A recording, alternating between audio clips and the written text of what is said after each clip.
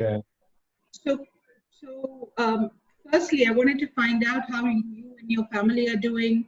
Has anybody you know been affected by this virus so far? No, none of us are pretty fine, actually. We've been lucky. We all live on farms. You know, my family in Australia and in France, they all live on farms, so the confinement is much easier for everyone. Brilliant. And you originally come from France, so how did you? Yes, my family from Normandy. Yeah, my family's got a stud farm in Normandy, and we've been breeding horses there for about 40 years. But I came to Australia a bit of curiosity when I was young, traveling around the world, riding track work, working for different breeders, and just I always wanted to be curious and to get out there and to see the world and learn different techniques. And I worked a year in England, a year in South Africa, I came back a year in France, did an agricultural degree. And then I came back here, and I came here in 2004, and I felt that the country was, you know, the industry was growing, it was booming. And it was less evident then. At the time, 15 years ago, it wasn't as evident. But right now, Australia is very much, it's the biggest horse market in the world at the moment. And it's very much, you know, quite a forward market and a proactive market, and also, you know, a market that's quite advanced. You know, for instance, this week, what happened this week, the online sale was very much an Australian sort of invention. It was a big success globally. Yeah, huge success. Yeah, one of the key differences of Australian racing is syndication as well. Racing is very affordable for anyone. People can buy 2% of a horse if they want to, or 10%, or 50%, or 30%. But racing is very inclusive, and it's attractive to anyone. Anyone with a job can afford to have some sort of involvement in the horse industry at whatever level they want. Yeah. So what was your experience like with the English sale this year? It was a digital sale. They've been doing sales of a similar kind, but this was the first time such high value horses were being put up for sale on a digital medium. Yes, English have 2 sales per month, and I think they sell on average about 300 horses a month. And it's a very, very good system, relatively new system, but works very well. It's only been going for a couple of years, and but they generally tailor for the lower market.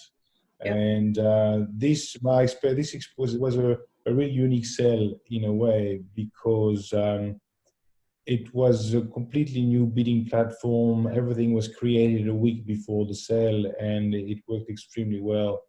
You see, you had people bidding from home on their computers. People were calling bid spotters on the phone and bidding from the phone, and others were actually, some buyers managed to attend the sales. And because we're quite lucky in Australia, we're still allowed to move around a little bit. We're not completely restricted like Europe or America.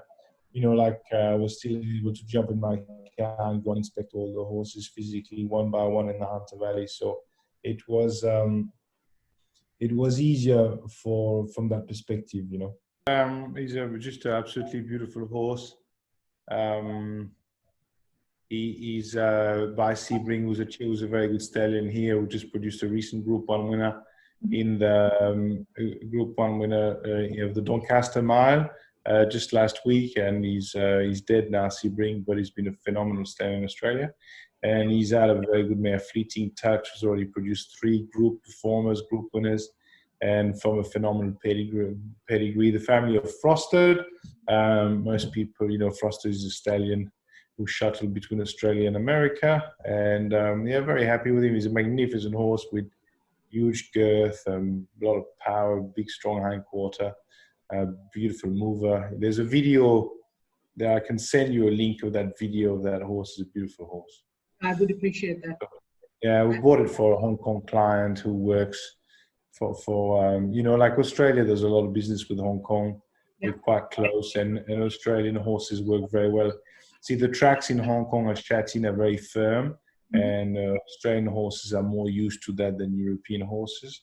And and also their program, the Hong Kong racing program, is very much geared towards speed, and Australian horses work better also there. So the best speed horses in the world in Australia, not so much the stamina.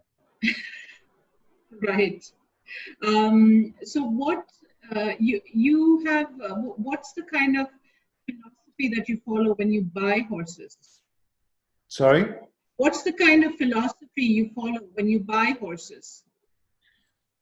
You know, whether I'm buying a foal, a mare, or a stallion or a yearling. I mean, I buy a few yearlings these days. You know, my philosophy is like, I only want to buy horses that I would like to own myself. Right. You know, the horse population is very much like a pyramid. There's a lot more slow one at the bottom than fast ones at the top. And so every time, you know, horses have got more chance of being slow than they have of being fast. And so, you know, I'm extremely disciplined. And if I'm to buy a horse, the best way to justify the purchase and to justify whether it's a good investment or not, said, would I like to own this horse? Would I like to actually pay for this horse? If I had the money, would I like to own this horse? You know, and I find that in the best gauge of my and a part of my success as a talent scout is you know, instead of selling a horse, would you be committed to it? Because it's a long-term project when you buy a horse. You know, it takes 3, 4, 5 years. And if it's a wonderful process when the horse turns out to be a good horse, but if the horse is not much good, you know, it's not the same experience. So I'm extremely selective, and I find that that philosophy works quite well. Fantastic. Can you tell us how your team is, how you and your team or your associates are working during this time with these kinds of restrictions and the sales going on at the same time? You have the chairman's sale coming up in the next few weeks' time. So how are you coping with all these restrictions? So the restrictions, you know, the yearling sale in Australia started in January, and we've had we've had a lot of sales from January to March, and the Easter sale was the last major yearling sale. And from now on, we're gonna have quite a few mainly broodmare sales and weaning sales. I think that obviously, as long as in Australia, we're still allowed to jump in the car and work. Like work is considered essential, so we're still allowed to move a lot more than they are in Europe. So, you know, leading up to the Easter yearling sales, I took my car and went to look at every single horse in the sale, which I believe they're not allowed to do in Europe. So we are still, we have to be confined and isolated, but we're still allowed to work. Look, going forward, I think the weaning market. So I'm working from home a lot more than I used to. I know, and the sales in Australia are still. We have races every day, but there's just no public. So fortunately, it's keeping the industry going. It's keeping the punting going, and the trainers and jockeying. And trainers owners are still happy to pay their training fees because the horses are still running. So we're very privileged in that sense that racing isn't shut down like it is in other parts of the world. And, you know, and I think the success of the Easter online yearling sale will open the eyes. You know, we can do so much more online these days. And I think it was a real success. And I think that there'll be more and more initiatives as a result of that. I think the market would probably grow confidence from what can be done during this crisis. And look, broodmares, it's a lot easier to buy a broodmare online than it is for a yearling, because a broodmare probably doesn't require as much inspection.